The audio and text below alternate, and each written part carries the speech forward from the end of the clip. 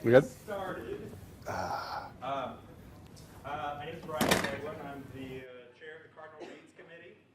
So who has read our Cardinal Read title for 2018 through 20 tribe? Okay, got a few hands in here. Does anybody need a copy of that who has not read it? We do have copies on the table. There's another one back there, so feel free to grab one. These roundtables are meant to kind of explore some of the themes that are present in that read. So the Cardinal Reads title is selected in support of the Common Read theme, or the diversity theme, which is cultural identity. And we have a guest speaker here who might be a familiar face to some. He is a former NIC faculty member. Long ago. Has been retired for 2 years now? I believe so. Yeah. Mr. Pat Lippert, he taught you. philosophy here. He was also charter member of Cardinal Reads Committee. Way back in the ancient Yeah. days. Yes. Like way back, Way like 2014, 15 or something? Yeah, who knows? No, Yeah. no records have survived. But he is a man in demand and has made time to come today to discuss lost connections. So Okay. he's going to kind of touch on the themes of depression in society, and in relation to those themes in the Common Read title, Tribe. So, without further ado, All Mr. right. Pat Lippert, Okay. thank you. Thank you. Thank you. Mike, thank you. And thank you very much for asking me to be here.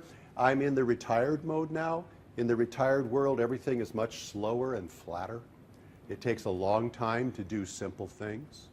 And my wife talked to me earlier on and said, would you be willing to do one of these talks? And I said, after a couple of days, yes. It's kind of the way the trees talk in Lord of the Rings, it's like, and so it's really slow. Then she said, okay, well, in November you'll do this, and the vets will talk in October, and then you'll talk in November.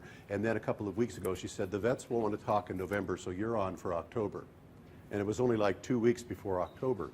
And for the trees, that's a fast move, okay? So I basically had to think about it kind of quickly and put together this presentation in a mode a little faster than retirement life. I became interested in this book, Lost Connections, and in thinking and reading about it. I also watched a video. I'll show you 4 little snippets from that video today. And I just became interested in it because it seemed to be talking about some of the same things that they're talking about in Tribe. Veterans evidently feel a sense of closeness in the war and with the people in which they fight it. They come home to society and that closeness is gone. And it's kind of atomistic, and there's no, in that sense, they have a very difficult time, reintegrating or belonging, homecoming, with regards to their situation. So veterans, PTSD or not, it's difficult to come back into society.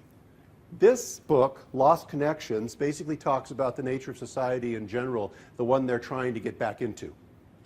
And the basic idea behind it is that we have lost connections that provide us with psychological health. And the result of losing connections is depression. Depression is a form of pain. It's the pain at lost connection. And so you've got a society that's dealing with this on a pretty wide basis. Like, what is it, 1 in 4 people will take an antidepressant at some point in their lives. We got 2 million people who are doing, opioid epidemic back east. So all this stuff is happening, and then you've got veterans trying to reintegrate into this society. So you see they're kind of in a double bind. They've got the difficulty of coming out of the war, but then they got the extra difficulty of trying to come into this, which has its own set of difficulties. Okay, so that's basically how the 2 books fit together. Also became interested in this book, Lost Connections, because the author's name is Johann. Johann Hari. I didn't know of anybody named Johann anymore, and I just became interested just because of that. I had no idea. He's an Englishman. How would he be called Johann? Turns out his dad is Swiss. So half the family is Swiss, and so that's basically how it happens.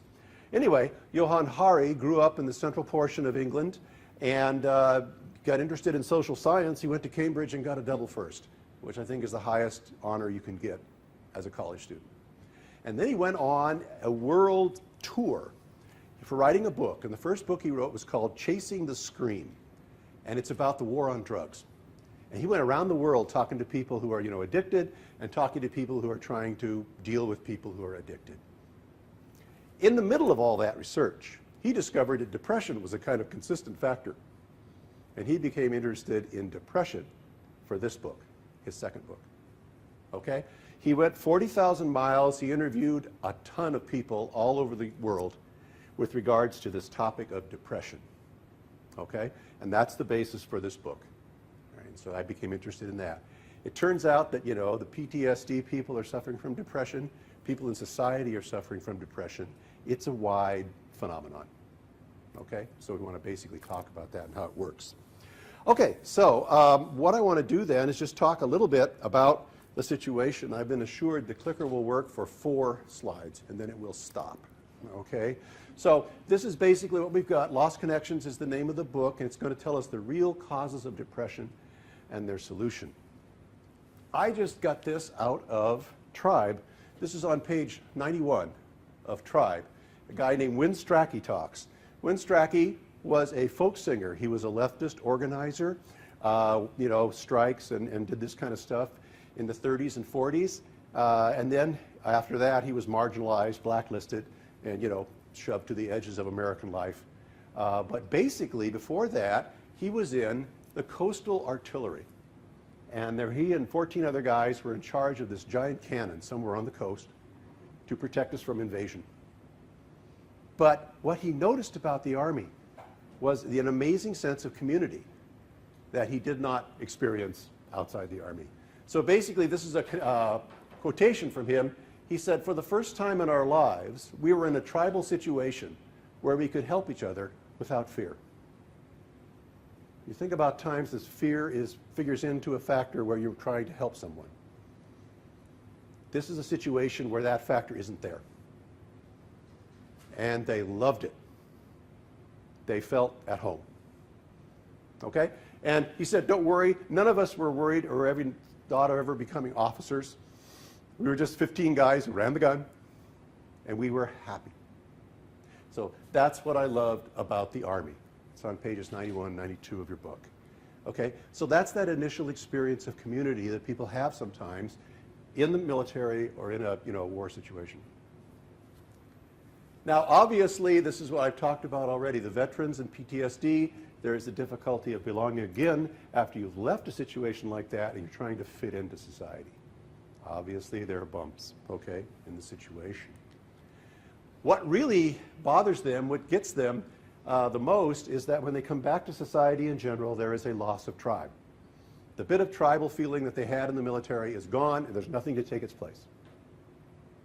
Okay? And this is a quotation from Sebastian Junger. This is our author here. He says, the individualized lifestyles that those technologies, social media, so on and so forth, spawn seem to be deeply brutalizing to the human experience. That's what we'll be looking at, you know, for the rest of the time here. We're going to look at how the human spirit works, what it needs, and how the situation that we have may brutalize it. Okay, because then everybody's in on that. We're in on it, vets are in on it, we're all sharing in this situation. Okay? So that's basically the deal. So that brought me to Johann Hari in this book, Lost Connections. I am a little bit advanced, excuse me, in the world of technology. I got the book on Kindle, and I read it. But then I had to do a presentation on it, so I had to actually order one on paper. All right, so that's big for me. I bought a paper book. Yes, and so that was the deal. Anyway, yeah, this is basically what he's saying. This is a street in Cleveland, Ohio, in the Rust Belt, in the situation that we're going to talk about quite a bit. There is one quotation. The third quotation I will play grabbed my heart, and it's a woman in Cleveland, and she talks about her life. So that is the real basic inspiration for following this book out. Okay? All right, so that's the situation. Now, I am told I cannot click to the next slide, so we're going to have to go like this. Yes, yes. Okay, here is the basic YouTube interview. I did some embedding things, perhaps, that were bad, that had to be untangled. I thank all the people who untangled them in the last 45 minutes. 45 minutes ago, this was unworkable. Now it works. Okay? This is Andrew Sullivan. He writes for New York Magazine. And here's Johann Hari, Okay? And they're going to talk about the book, Lost Connections, at the Politics and Prose bookstore in Washington, D.C., probably the best bookstore in the country. And they shoot all these shows, okay? Authors come and talk about their books. So what I want to do is basically explain our basic situation here with a couple of these clips and then work as to how it works out. So the first one is our evolutionary history. There are a lot of factors that make for depression. He found 9. Only 2 of them are biological. And he'll say this. 7 of them are social. It's because of how we live that we feel the way we do. Okay? So he's basically going to lay this out. So he's going to give us here first our evolutionary history. He's going to talk about one of these 7 ways that we live, poorly, and that's loneliness. So he'll just be talking about loneliness in this sense, but he will explain our basic evolutionary situation and our human needs, okay, to give you some background to help you start to understand our current situation. Okay, so can we play this? 1310. The World Health Organization, Yes. so the leading medical body in the world, says mental health is produced socially. It's a social indicator. It needs social solutions as well as individual solutions, right? So there are biological factors that can make you more sensitive to these problems, like your genes, but they don't cause the problems. So it's important to say this isn't like some fringe medical position. This is the position of the main medical body in the world. This is not just sadness. No, exactly. This is something more profound than that. So there's a continuum, and one of the things I used to say, which I no longer say because it's not true, is depression and unhappiness are just completely different things. And I totally understand why I said that, because it's like when you're depressed, it's extremely irritating how people try to cheer you up in a kind of standard way. In the same way that falling off a cliff is not the same thing as falling over in the street. They're different things, but they're on a continuum. Unhappiness and depression are on a continuum. The things that are making some of us very depressed are making most of us unhappy to some degree. So I learned that there are these 9 causes of depression and anxiety that I can find scientific evidence for. 2 of them are biological, and 7 are factors in the way we live, some of which, not all, have massively increased. So loneliness is a very good example of one that's hugely increased. It's an amazing study that just asks Americans, how many close friends do you have who you could turn to in a crisis? And when they started doing it years ago, the most common answer was 5. Today, the most common answer, it's not the average, but the most common answer is none. Right? That's pretty startling. And I spent a lot of time interviewing Professor John Cassiopo at the University of Chicago, leading expert on loneliness. And he explained to me, think about the circumstances where we evolved, right? The reason why any of us are alive is because our ancestors on the savannas of Africa were incredibly good at one thing. They were really good at banding together in tribes, right? They weren't bigger than the beasts they took down, they were much better at cooperating. Every instinct human beings have is to live in a tribe. Just like bees need a hive, humans need a tribe. And yet, we are the first human beings ever to try to live without a tribe, right? And you think about where we evolved, if you were separated from the tribe, you were anxious and depressed for a really good reason. You were about to be eaten, right? That impulse is still there, right? All of our physical responses when we feel lonely are to be profoundly stressed, anxious, and depressed. And what I was interested in was, well, what's an antidepressant for that, right? Because I think what we need to do, I want to expand the menu of antidepressants. Chemical antidepressants should 100% remain on the menu. We need lots more things to deal with our depression and anxiety. And so one of the heroes of Lost Connections is this amazing doctor I got to know called Sam Everington in East London, where I lived for a long time. So Sam was really uncomfortable because loads of patients were coming to him depressed and anxious. And he had been told in his training, even though he knew the science didn't say this, to just tell people they had a chemical imbalance in their brains and just drug them, right? And like me, he's not opposed to the drugs, but he just thought, this isn't enough. You listen to their lives, and he thought your pain made sense. I understand why you feel this way. So loneliness was a big factor. So he decided to try a different approach. So to give an example from one of his patients, a woman called Lisa Cunningham came to him. Lisa, who I got to know, Lisa had been shut away in her home for 7 years with just crippling depression and anxiety. And Sam said to her, I'll keep prescribing drugs, don't worry. I'm also going to prescribe something different. He prescribed her to take part in a group. There was an area behind the doctor's surgery that's known as Dog Shit Alley, which is essentially what it was like. And he said, what we're going to do, well, I'll turn out to support you. I'd like to meet twice a week with a group of depressed and anxious people, and we're going to turn this into something beautiful. So they turn out, first meeting, Lisa was literally physically sick with anxiety, right? They turn out, they start, these are inner city East London people who don't know anything about gardening, they started to teach each other and themselves gardening. right? They literally put their fingers in the soil. Lots of evidence, disconnection from the natural world is another cause of depression and anxiety. And they did what human beings do when we get together in groups. They started to solve each other's problems. One of the guys, a very extreme example, was sleeping on the public bus. Everyone else in the group was outraged. Of course, you're going to be depressed if you're sleeping on the bus.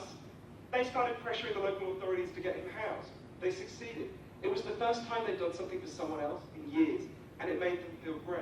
And the way Lisa put it, as the garden began to bloom, we began to bloom. There was a study in Norway of a very similar... There. Okay. Good. And now would you click it, please? There. Okay. All right, do you see basically the situation and what's going on here? Okay, with regards to overcoming loneliness, they had to interact and then begin to solve each other's problems, which turns out is kind of what we do when we're in a group. But if everybody's made it atomic and alone, then this group thing doesn't happen and people feel disconnected. The stuff they would need to make life meaningful is not there. Okay? So this is just the first little part of it. What he's basically saying is that depression is the pain of lost connection. And so these deep connection needs are not met. I have a need for, right, connection with other people, and we work together. And we're not doing that, so I miss that, so I feel this pain. Okay? Also, depression is the result. It is the pain of unmet connective needs. Okay, that's kind of the basic thing that he's saying. You can take this to tribe. I'm sure you can maybe see it fitting into the tribe situation very, very easily. Good. All we're going to have time for is to play the clips, okay, and I'll take questions. Social media, which does not make you feel seen or heard or valued, even when people are paying attention to you, you're going to feel angry and frustrated. And this comes back to that question about deep underlying needs, right? Everyone in this room knows you have physical needs, right? You need food, you need water, you need shelter, you need clean air. If I took any of them away from you, you'd all be in trouble real fast, right? There's equally strong evidence that we have natural psychological needs, you know, that we were talking about. And you've got to feel you've got to feel that you belong. You've got to feel that you are valued. You've got to feel that your life has meaning and purpose. You've got to feel you have a future that makes sense. And we have a culture that does many good things, but we are getting less and less good at meeting people's deep underlying psychological needs. You mentioned this in terms of kids. I mean, there's an incredible study in Britain. No one's done a study like this in the US, but I'm pretty sure it found the same thing. On average, the average British child spends less time outdoors than the average maximum security prisoner, because by law, the prisoner has to have 70 minutes a day. So you think about this, these are kids we've raised who we've treated worse than the worst murderers and rapists, right? When it comes to access to the outside world. And we're surprised they can't regulate anxiety and form normal social interactions, right? But what did we expect would happen? And that's a function of the collapse of community. People are scared to let their kids go out, but they don't know that there's anyone around who's going to be looking at them, right? Okay, stop. Okay, well, all righty. This is just adding a point to the previous slide. We already have that deep connection needs are not met. Depression is the result. The basic form of this pain is grief. People grieve for things they love and have lost. Or they grieve for things they would love if they were available. And so this kind of grief is basically what people experience on a deep level. He has one woman, and in the handout here, I'll give it to you at the end. She lost her daughter at birth, and she grieves. And the medical establishment gives her 6 months to get normal again. And in 6 months, she was nowhere near normal. And she says, the idea that the medical establishment would tell you you're supposed to be normal now is an insult to how people live and work. Okay? So that's a real obvious example of grief. But basically, it's a notion that these things are missing or they've been taken from us, and we grieve their loss. That's another way to understand depression. Okay, you're grieving over what we've lost or need. Okay, all right. The next one. I thought about that a lot. I was on this street in Cleveland in the run-up to the election, and I'll never forget this. I was with a wonderful guy called Dave Fleischer from the LA LGBT Center. We were trying to get out the vote. It's not partisan, but obviously we're trying to get out the vote for Hillary, for honest. So we knock on all these doors. It was one of those long streets in Cleveland. If anyone's been to Cleveland, it's like Detroit without the poetry of the ruins, right? And we're on this long street where a third of the houses have been demolished, a third are abandoned, and a third still have people living in them. And we knocked on one door, and there was a woman who I would have guessed from looking at her was 60.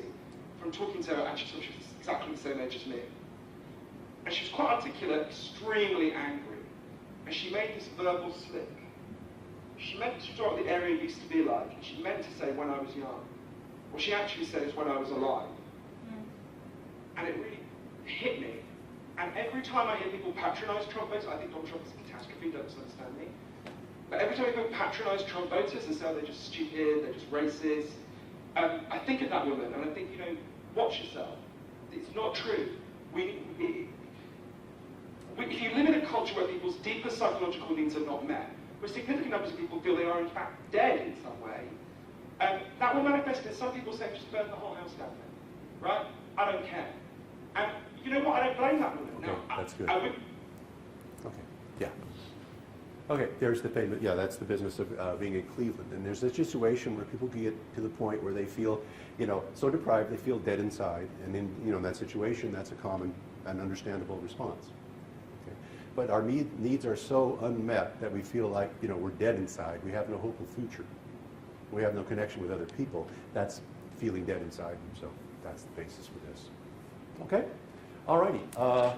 Then, like I said already, we need to go over that. Too much grief is the feeling of loss for something loved or the lack of what would be available. So let's go to the final one. And this is Spokane, Washington. Anyway, so I went to Swearing and gardening, yes. Toad spirit. So I went to the first ever internet rehab center in the United States. It's in Washington State. And the first thing that happened to me, I arrived there. It's a clearing in the woods outside Spokane. And the first thing I did was just absolutely instinctively look at my phone and feel really irritated that I had no cell phone reception. I was like, wait, you're in a rehab center for internet addicts, right?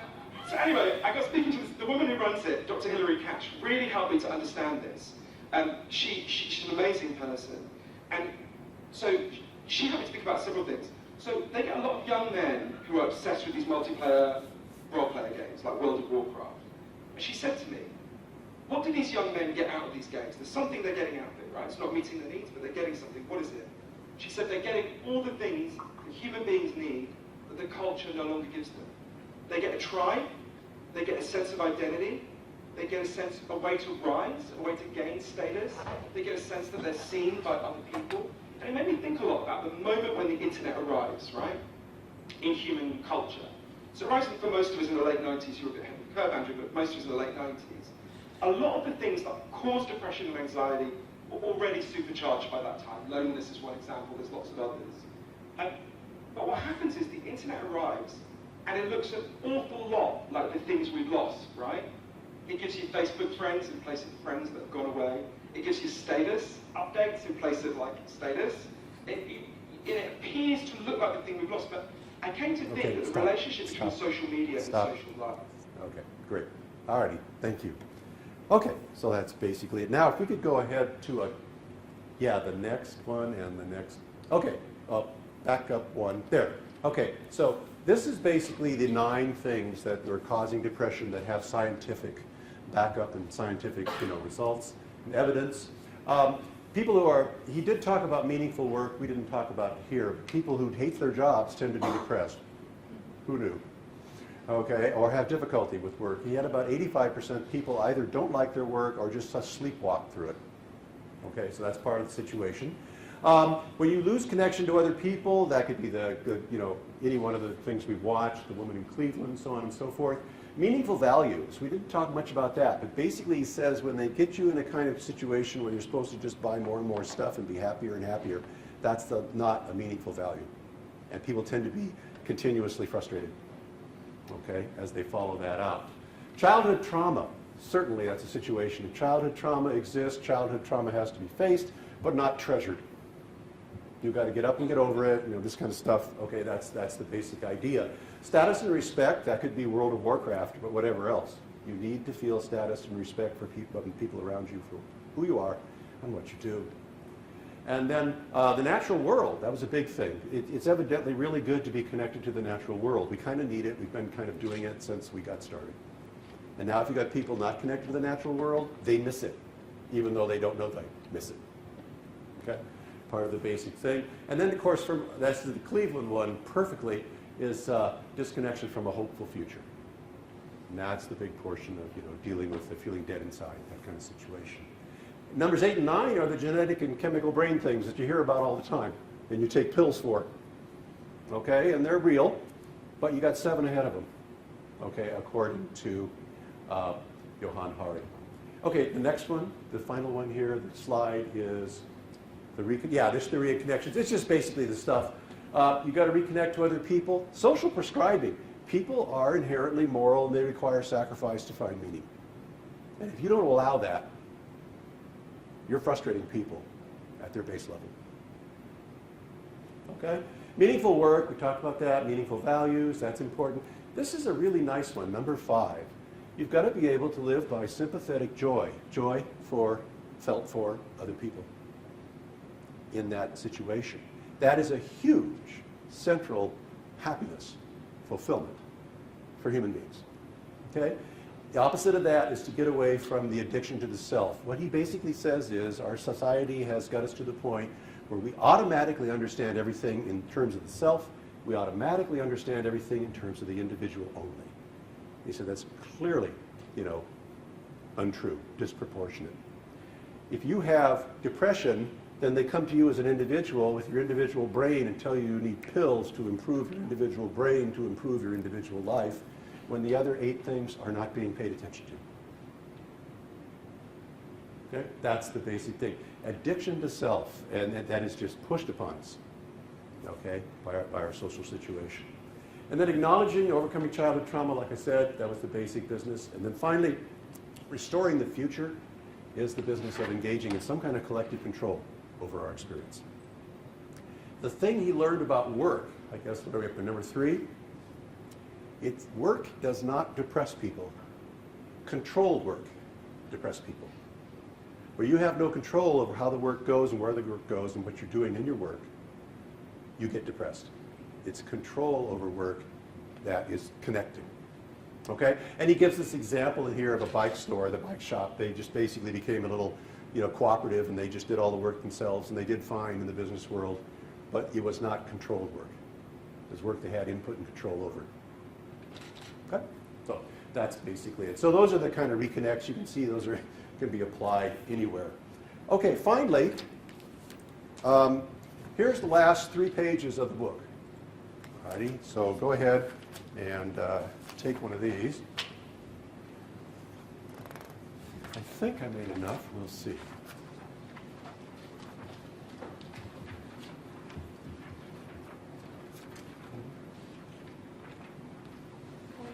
Yeah. Are those listed in order of importance? No, I don't think so. It was listed, how he discovered them, as he discovered them. He probably edited, moved around a little bit to make it flow, but no, they're not order of importance. No. One thing he would say, and this is what he says here in the back, is if he were to, you can read this when you go home, but basically what he does here in a lot of these final pages is talk to his younger self. He started taking depression medication when he was 16, or maybe it was 13. And he said, he went to the doctor, I have this pain leaking out of me, and the guy said, you have chemical imbalance in your brain, here's your prescription, and he started taking these things. And he took them for, 20, 30 years. He no longer takes them now. But that was the response. And what's the point of depression? The point is something's wrong with you. And you have to fix you by taking these pills. And that's precisely what we're talking about there with number 5. Okay, so I got a problem, I have to fix me. That is the first trap that you'll be shoved into. 7 out of 9 of these are social, and you're being shoved into the individual corner and told to take care of yourself. You see the problem there, okay? It ties in with the individualism in our culture, and lo and behold, he does the perfect, the top of this page right here, page 258, he does the perfect, most wonderful summation of the individualism of our culture, the ultimate, and I don't know, you just can't beat it. It's an unbeatable quotation from Margaret Thatcher. And people were talking to Margaret Thatcher, the Prime Minister of England, about the problems that she was making with her policies and that they might be injurious to society. And what did Margaret Thatcher say in response to that?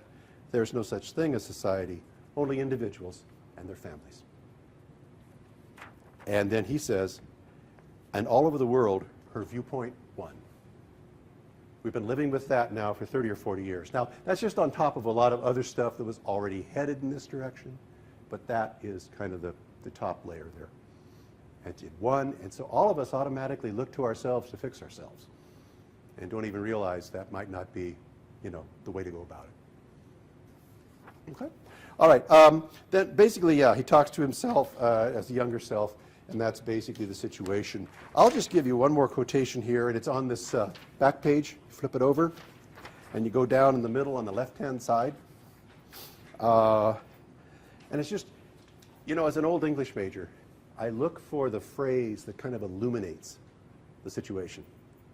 And I think this is the phrase that illuminates our situation, okay, with regards to the depression and anxiety.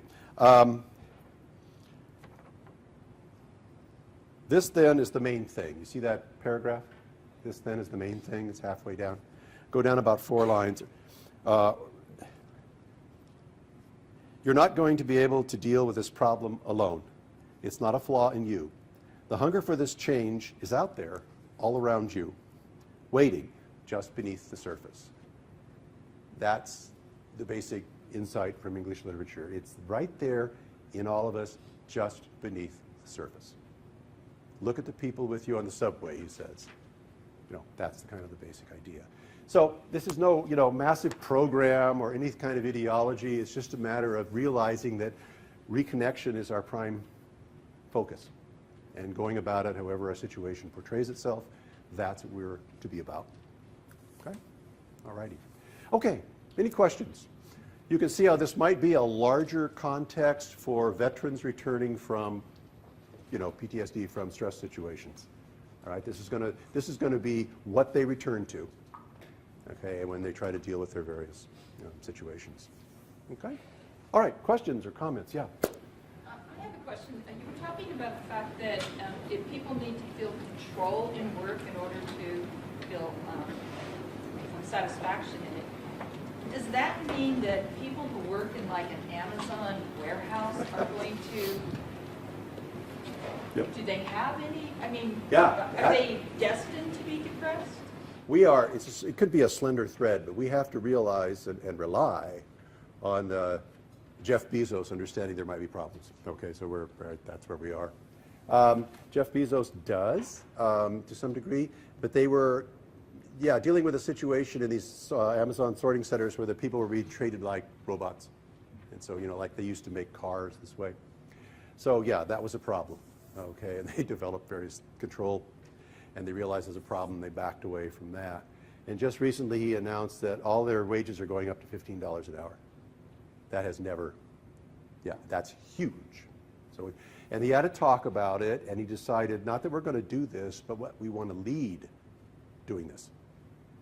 So that's why he went ahead with the $15 an hour. So we'll just see how that comes out. But all of these situations where, you're so controlled by the system that you're so controlled in your work, then that's going to be work you don't enjoy. And it's pretty fascinating too. I'm sorry? If you look through all the business stuff in just across the country and the globe, there's an increasing movement towards trying to have an empowered workforce as opposed to an unempowered one, because you can see really tangible differences in productivity, and even the profitability of the company increases as the team feels empowered at the individual level. They're realizing this. One of the background achievements, I think, culturally and academically that fuels that, gives it a base, is that people are understanding people now more and more in terms of an evolutionary framework. And the evolutionary framework, you base your way you understand work on your evolutionary framework, suddenly people get happier in their work. Okay? It's a little bit like World of Warcraft. You got a team, you got respect, you don't mind going to work so much. That's just basically it. So we've had a paradigm, of kind of a mechanics of how we understand people, and that's been problematic the last few centuries. But now more and more they're understanding it from an evolutionary perspective, and it means a lot better deal for everyone involved. Okay? Yeah, I've got a bunch of things, I don't have them up here as commercials, but I have people applying this evolutionary background to all different kinds of areas. One is building, construction, and architecture. Yeah, they're using it everywhere. Okay. Any other questions? I think I just had a question for the group. How many of you here feel connected at the college? Feel like when you show up here, it's a community of sorts? Students, do you feel that way? Are there ways that you think if things were different, you would feel more connected? I feel like personally I'm not a great person to speak on the topic because I am a distance learner. I'm here for a specific class, but I do everything online because it's more convenient for me. But I think, there are a lot of people that are taking classes online, and the online class structure that exists currently isn't designed to cultivate connection, and it doesn't, which shouldn't surprise people. Yes, yeah. That would probably figure into what Johann would have to say. He would understand that immediately. Yeah. Okay. Any other questions? I just wanted to make one last remark regarding number 5. And I think it's interesting, we were talking about social media, and that really is a medium that is designed to promote self, right? So I think there is that irony in it. You are creating a profile to promote yourself to the world, and if you are not getting positive feedback based on that, it's hard to say, thinking of being in high school and say, well, if people here don't understand me or I don't connect with them. But I think when you do that on a global level where people across the world can see you, right, and interact with you, my thought is maybe that even deepens that sort of sense of being disconnected even more. On the other hand, I'm always doing the other hand too. Social media has a tremendous capacity for communication between people. It's absolutely swarming or whatever it is. The way that can be a positive thing. It's just never a substitute for reality. It should be a tool in the toolbox. Yeah, it could be a tool in the toolbox. That'd be good. But yeah, we are not. Yeah, toolbox. Okay. Any questions? Any further questions? Well, we're out of time, and thank all these people back here for making all the technology work, and thank you very much for coming. No, thank you. And Okay. if you like, share your resources with me. I can also post those to the Cardinal Reads website. So people who would like to go and do a deeper dive into some of the things we discussed today, I'd be happy to post them there.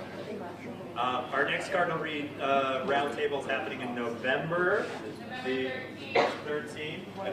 If you grab a bookmark, it'll have the information on there, and we'll be joined by the Veterans Coordinator and some students as well, is what that's looking to shape up right now. So come back, enjoy some treats on your way out. Make sure you grab some dessert items so we don't have to take any of them with us. And thanks for joining us today, everyone.